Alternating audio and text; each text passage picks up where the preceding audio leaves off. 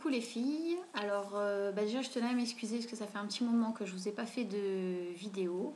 Alors j'ai été malade, donc j'ai eu une extinction de voix pendant une bonne semaine. Donc le temps que je récupère bien ma voix, je n'ai pas pu évidemment vous faire de vidéo car il fallait que je parle le moins possible.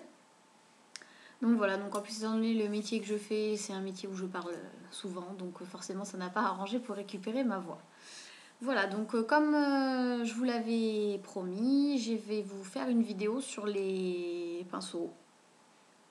Alors il y a un petit peu de tout au niveau des marques. Là j'ai vraiment pris les pinceaux que j'utilise quasi tous les jours.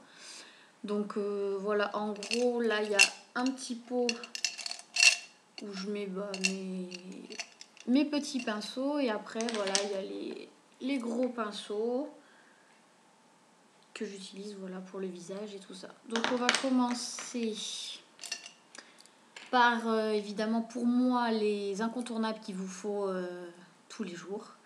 Donc le pinceau poudre qui se présente comme ça. Voilà, donc ça, celui-ci c'est un Sephora je crois, Sephora Professional. Alors celui-là ça fait un moment que je l'ai, maintenant je crois qu'ils le font plus chez Sephora. Ils ont fait les nouveaux avec l'embout, là c'est rose et là c'est la queue elle est noire je crois. Après je sais pas, je les ai pas testés parce que j'ai ceux-là et que pour l'instant ils font bien l'affaire, ils tiennent le coup. Donc bon là je l'ai pas nettoyé donc vous voyez bon, il est un peu coloré mais normalement il est tout blanc. Donc voilà, donc pinceau poudre visage total. Donc vous pouvez appliquer poudre libre ou poudre compacte, ce que vous voulez avec ses poils naturels, donc faut éviter les textures crème. Si vous prenez texture crème, il faut plutôt des poils synthétiques. Voilà, mais sinon ça peut se marier avec plein de choses. Après, j'ai pris forcément, ça tout le monde connaît, le pinceau kabuki de chez ELF, donc qui est, je sais plus le prix, mais beaucoup moins cher que chez Sephora par exemple. Et moi pour moi c'est le même usage et au niveau de la qualité, c'est à peu près la même chose. Donc voilà, donc celui-ci est un peu plus petit par contre que l'autre. Vous pouvez voir, voilà. Mais moi je l'utilise celui-ci pour ma poudre matifiante. Donc, et l'autre, le total, je l'utilise pour la poudre de soleil, qui est plus facile je trouve pour étaler, etc. Alors que celui-ci, vous voyez la différence de... Celui-ci, il est mieux, je trouve, pour travailler. Il est plus facile pour un fini plus précis. Et celui-ci, pour flouter, c'est mieux. Après, alors j'avais commandé, toujours chez ELF, ils appellent ça le ELF Complexion Brush.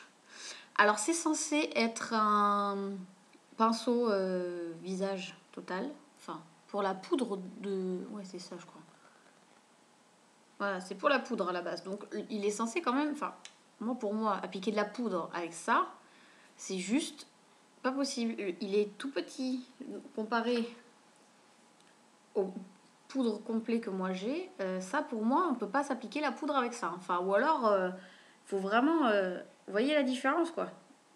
Enfin, voilà, moi, j'ai pas l'habitude de travailler avec ça. J'aime pas...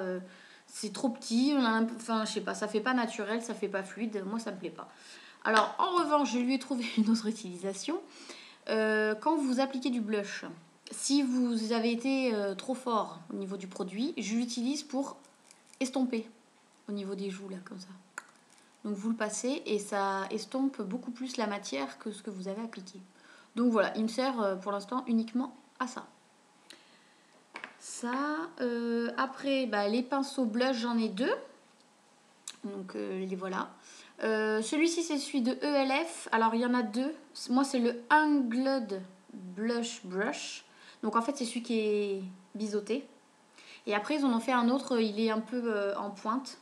Alors moi je préfère celui-ci parce qu'il est biseauté. Donc je trouve que pour l'application quand vous tapotez c'est beaucoup plus facile. Par contre ce que j'aime pas c'est qu'il est beaucoup trop fin en fait, il n'est pas fourni, il n'est pas épais comparé à celui-là que j'ai bon là pareil je l'ai pas nettoyé.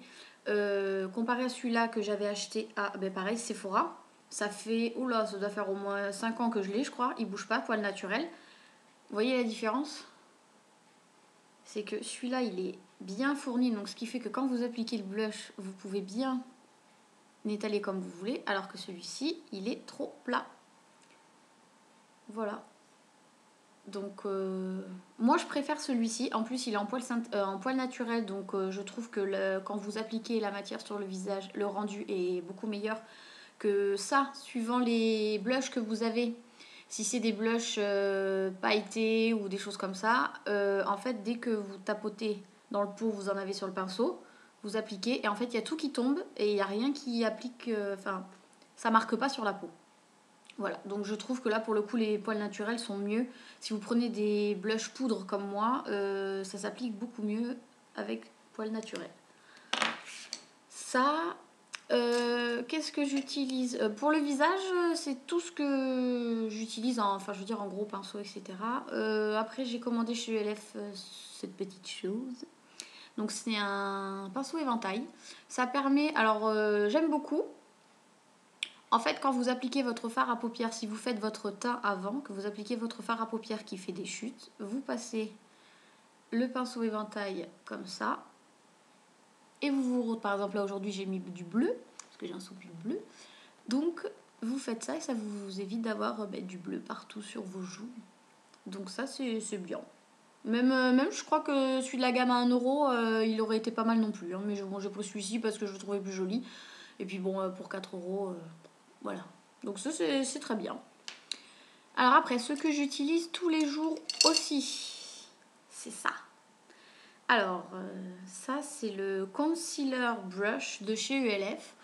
C'est le pinceau correcteur, je crois. Ou l'anti-cerne, je sais plus. Non, correcteur. Et moi, en fait, je m'en sers pour appliquer mon anti-cerne. Qui est très très bien, en fait, parce que vous pouvez vraiment voilà, faire des ronds. Et il applique... donc moi, j'ai l'anti-cerne touche magique de chez L'Oréal. Donc avec un pinceau. Enfin, c'est... Il est liquide, mais il n'est pas crème. Enfin, je sais pas trop comment vous l'expliquer. Donc ça, c'est top. Vu que c'est des poils synthétiques, pour appliquer tout ce qui est liquide, crème, c'est très très bien. Donc voilà, ça, voilà, c'est ce que j'ai fait aujourd'hui.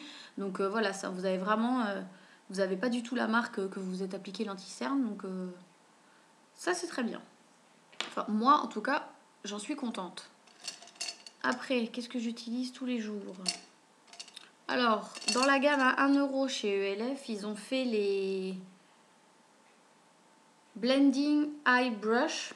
Donc, c'est les pinceaux estompeurs dans la gamme à 1 euro. Très bien. Franchement, j'en ai pris 2. Ils ne sont pas tout à fait pareils d'ailleurs. Il y en a un qui est un peu plus droit que l'autre. Je les ai pas commandés en même temps. En fait, je crois que celui-là, c'est le premier que j'avais. Et j'en ai commandé un il n'y a pas très très longtemps. Parce qu'en fait, quand je fais des smokies ou que je fais des maquillages avec plusieurs intensités de fard, en fait, j'aime bien prendre celui-là pour enlever le gros et celui-ci pour faire le dessus pour bien estomper, que ce soit naturel. Voilà, mais ça c'est des trucs qu'il faut avoir dans vos pots à pinceau, c'est obligatoire. Voilà, donc ça très bien. Ensuite, j'ai commandé, on va faire avec les pinceaux à fard à paupières. Donc il y a celui-là, il y a celui-là et ça. Alors, il y a ces 4 choses-là. Il y a celui-ci que j'adore, c'est l'applicateur mousse que j'ai pris à Nocibé, je crois, qui est pas cher non plus. Là, tout ce que je vous présente là, c'est hormis les pinceaux Sephora qui sont un peu chers, mais c'est des poils naturels et ça fait, je crois, même 5 ou 4 ou 5 ans que je les ai, ils bougent pas. Après, hormis les pinceaux Sephora, tout ce que je vous présente, c'est en dessous de 10 euros. Hein, donc ça vaut le coup. Ça, c'est donc un applicateur mouche chez Nocibé que moi j'utilise quand j'ai des fards pailletés. Je trouve qu'ils sont mieux pour les paillettes. Vous avez beaucoup moins de chutes, ça adhère bien à la matière et pour l'application sur la paupière, c'est beaucoup plus facile. Donc voilà, moi je m'en sers uniquement pour les paillettes. Mais vous pouvez l'utiliser, enfin ça c'est comme vous voulez. Après, il y a 2 pinceaux plats. Donc un, pareil, que j'avais acheté chez Sephora, donc en poil naturel. Donc ça c'est top, ça fait des années que je l'ai. Moi j'adore tous mes fards à paupières poudre, j'applique avec ça. Voilà, donc très bien. Et là j'en ai acheté un il n'y a pas longtemps, pareil, un pinceau fard à paupières, enfin pour les fards à paupières poudre plat. Sauf que celui de Sephora, c'est des poils naturels. Et celui-ci, c'est des poils synthétiques. Donc c'est mieux si vous avez des ombres à paupières en crème.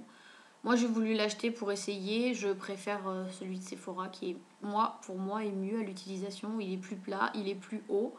Celui-là il est trop fourni, puis je sais pas. Le synthétique, j'aime pas. Le travail est beaucoup moins naturel. Donc voilà. Mais les deux sont bien, mais moi je préfère celui de Sephora. Et après, j'avais commandé ça, mais il y a un petit moment déjà, chez ELF.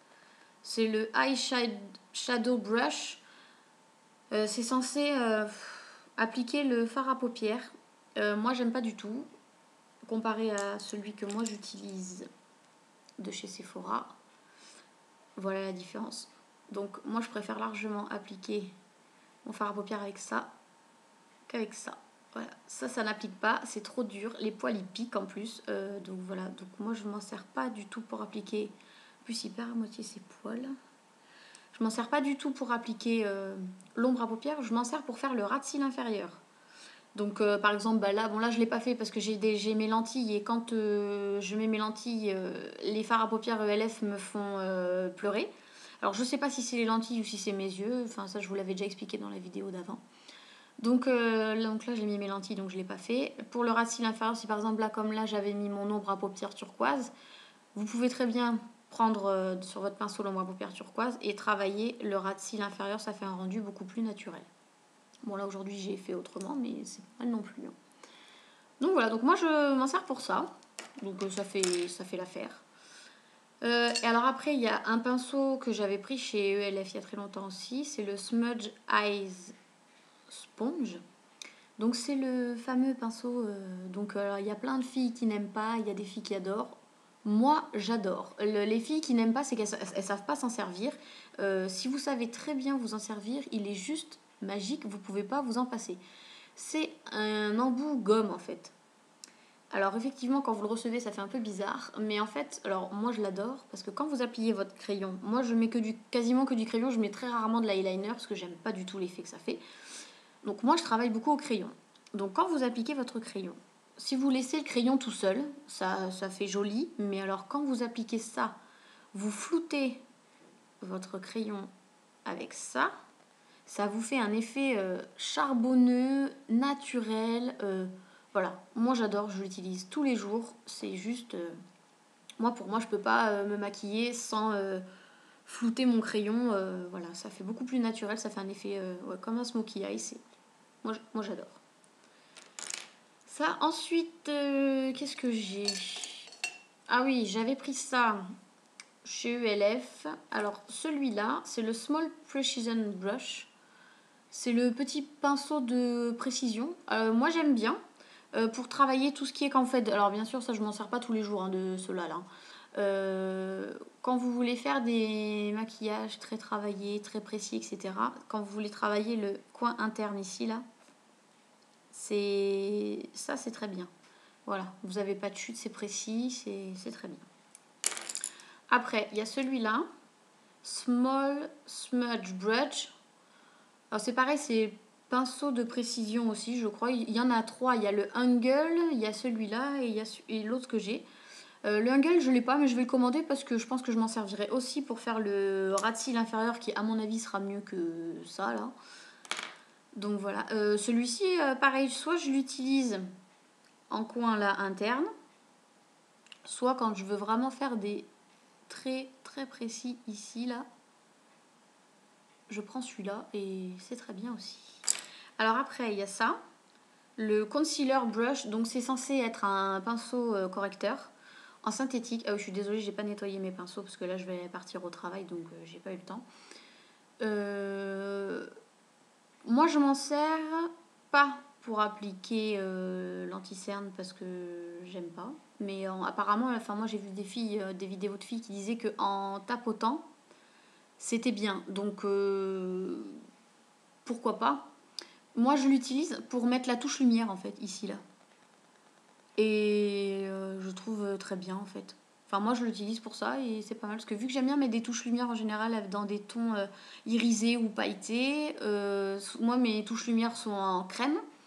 Donc, du coup, c'est parfait. Des poils synthétiques pour appliquer le crème, c'est très bien. Donc, voilà, moi, j'utilise pour ça. Et après, il m'en reste deux. Donc, ça, que toutes les filles ont, enfin, je suppose, dans leur trousse de maquillage. Moi, pour moi, c'est juste obligatoire. Donc, le côté poils pour coiffer vos sourcils et l'autre côté peigne pour voilà, si quand vous appliquez votre mascara, si vous avez des paquets, vous passez ça et vous avez plus de paquets. Voilà, donc ça, celui-là je l'avais pris à Yves Rocher il y a au moins je sais pas combien de temps. Donc voilà, donc ça c'est très bien aussi. Et après le dernier truc c'est ça. C'est le Mineral Powder Brush. Alors pareil, c'est censé pour appliquer chez ELF, je crois, la poudre minérale. Donc vous savez, la poudre libre là.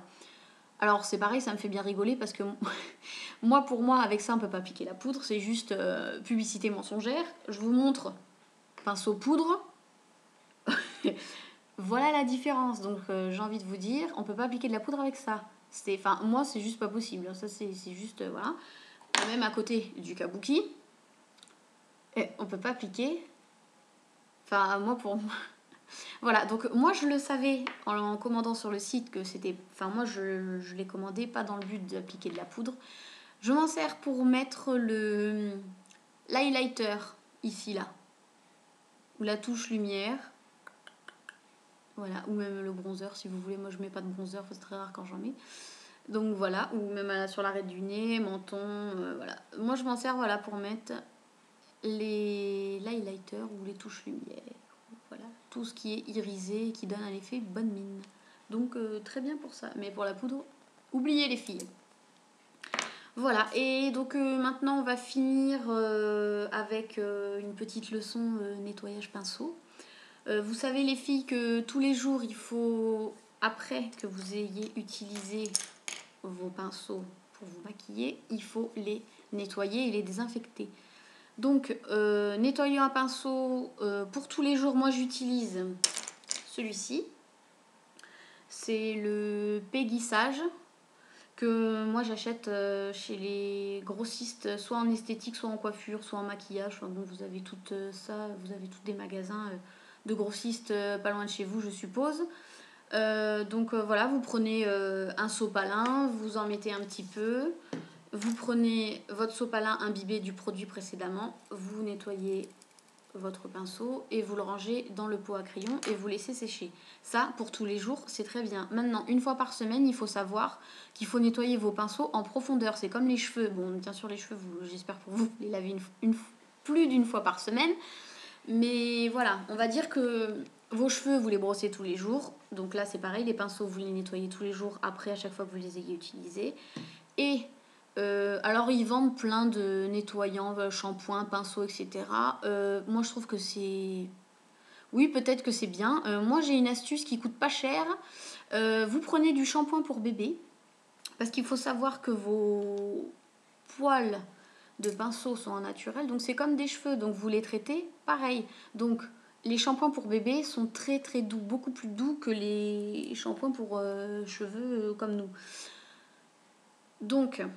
Vous prenez moi c'est ce que je fais, je prends un shampoing pour bébé et vous les lavez, vous prenez un peu de shampoing dans votre main, vous tournez votre pinceau, il va faire de la mousse et tant que la mousse n'est pas blanche, c'est-à-dire ça va, voilà, ça va en général, ça fait, au début ça fait orange, tout pas beau, et vous le faites jusqu'à ce que le pinceau soit, les poils soient blancs, en l'occurrence blanc, voilà, et vous laissez sécher tête en bas. Surtout, ne les séchez pas au sèche-cheveux parce que vous allez vous retrouver avec un pinceau tout comme ça. Donc vous les laissez sécher comme ça ou alors à plat sur un sopalin. Voilà, vous le faites en général, faites-le le matin parce que si vous le faites le soir, en général, ils n'ont pas le temps de sécher pour le lendemain matin. Donc à moins que vous ayez d'autres pinceaux, moi j'utilise toujours les mêmes. Donc voilà, vous les laissez sécher. Le kabuki, vous laissez sécher comme ça ou comme ça. Moi je le mets comme ça. Donc voilà, donc ça, vous pouvez même, si vous trouvez, donc les poils naturels, ça marche forcément vu que c'est de la très bonne qualité. Si vous n'avez pas les moyens de vous payer des poils naturels, si vous prenez des poils synthétiques, vous pouvez même mettre de l'après-shampoing. vous faites le shampoing normal et après vous mettez un peu d'après-shampoing. Et pendant que vous lavez vos autres pinceaux, vous laissez poser et après vous rincez le tout. Et vous aurez des poils tout doux. Voilà, donc c'est des petites astuces qui permettent de garder vos pinceaux plus longtemps. Il faut les laver voilà, une fois par semaine en nettoyage profond pour enlever tous les microbes parce qu'il ne faut pas croire tout ce que vous avez ici. Forcément, ça se répercute là-dessus. Et quand vous analysez un pinceau maquillage au microscope, ça fait peur. Donc voilà, donc pensez à bien nettoyer vos pinceaux les filles. Et voilà, donc je pense que là on a fait le tour pour aujourd'hui. Pareil, si vous avez des questions, etc., je vous mets tous les détails en barre d'infos. N'oubliez pas de vous abonner à ma chaîne. Hop, pardon. Juste là. C'est gratuit, comme ça vous permet de me suivre dès que je mets des vidéos, etc. Ça vous le dit, donc voilà. N'hésitez pas. Pour toute question, pareil, n'hésitez pas en barre d'infos. J'ai aussi une page Facebook. C'est juste en dessous aussi, c'est en lien en barre d'infos. Voilà. Je pense que je vous ai tout dit pour aujourd'hui. Si vous avez des questions, n'hésitez pas à m'envoyer des mails ou quoi que ce soit. Je répondrai si je connais les réponses, bien évidemment. Voilà, je vous souhaite une bonne journée les filles et puis à bientôt sur ma chaîne. Salut!